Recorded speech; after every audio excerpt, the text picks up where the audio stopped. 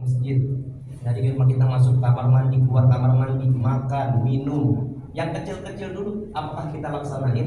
Apakah kita makannya makan berdiri? Apa kita makan duduk? Minumnya berdiri? Apa duduk? Apakah kita lakuin? Apa kita laksanain? Kadang kita suka lupa.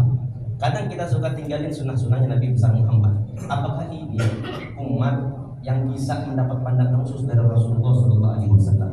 Padahal Nabi besar Muhammad itu luar biasa cintanya sama kita. Kalau kita mau bandingin cinta kita sama Nabi Muhammad, kalah jauh. Dari 14 abad yang lalu belum melihat kita, Pak. Nabi Muhammad belum melihat kita, ya. Tapi Nabi besar Muhammad udah cinta sama kita, bahkan sampai Nabi besar Muhammad menyebutkan kita adalah saudaranya Nabi besar Muhammad.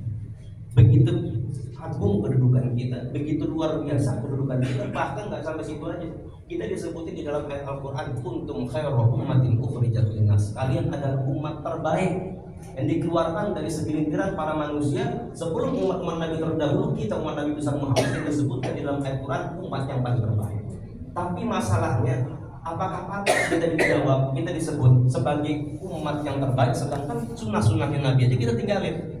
Kecintaan kita aja bisa diukur, kita tolak ukur sama para sahabat. Coba kecintaan kita jauh luar biasa, mereka berani mengorbankan dirinya untuk Nabi besar Muhammad.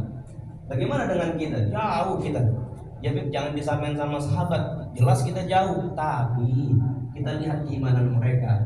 Kita lihat bagaimana ketekunan mereka dalam menjalankan sunnah-sunnahnya Nabi besar Muhammad. Makanya pantas derajatnya para sahabat itu ada derajat yang paling tertinggi di kalangan umat Nabi besar Muhammad. Kalau kita mau tahu di mana sop kita, kalau misalnya di barisan sholat kan ada sop pertama, sop kedua, sop ketiga. Di mana barisan kita sebagai umat Nabi besar Muhammad di hadapan Rasulullah? Mau tahu?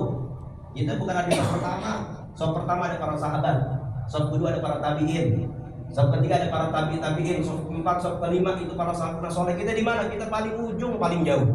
Itu letak posisi kita sebagai umat Nabi besar Muhammad. Bagaimana caranya kita bisa maju lebih depan lagi agar kita bisa lihat, kita bisa memandang, bisa berhadapan-hadapan sama Nabi besar Muhammad. Dengan kita menjalankan sunnah-sunnah Nabi besar Muhammad, kita bisa selangkah lebih maju untuk lebih dekat kepada Rasulullah. Sunnah-sunnah jangan ditinggalin. Itu begitu penting buat kehidupan kita. Wajib, yang wajib-wajib betul kita jalanin. Yang wajib-wajib dulu kita jalanin. Sunnah-sunnahnya juga kita ikut campurin. Biar apa? Biar kita dapat perhatian khusus dari Nabi besar Muhammad. Tahu Nabi besar Muhammad ini nggak neko-neko. Kita ini pasti semua bakal masuk surga. Amin. Amin. Tapi Nabi sebutkan di dalam hadisnya diriwayatkan oleh Imam Bukhari dan Muslim, kullu ummatin yadkhuluna jannata illa man aba. Semua umatku itu bakal masuk surga. Kullu ummati yadkhuluna jannata illa man aba. Ada kecualinya. Seluruh umatku bakal masuk surga kecuali satu. Siapa? Orang yang enggan masuk ke dalam surga. Di sini ada yang mau masuk surga? Halo, pada diem aja. Sama bener lagi, kenapa orang pada diem baik? Pada mau nggak masuk surga?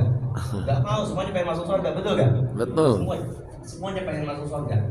Tahu orang yang masuk surga paling miskin aja. Ini mohon maaf, di sini nggak ada orang miskin, amin. Ya, orang kaya semua. Amin. Paling miskin aja, laki-laki paling miskin itu istrinya 72. Surga. Masya Allah. Amin. Ini beneran. Nanti istrinya bidadari. Cuman tenang aja yang perempuan. Nanti kalau misalnya dia masuk surga, ya sabar-sabarin aja selama di dunia. Kalau misalnya istrinya kurang cakep, ya duitnya kagak ada, sabar-sabarin aja.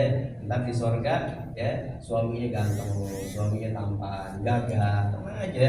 Ya, cuman yang laki-laki ini udah pada bilang semua dikasih tahu istri 70. Ya, tapi betul.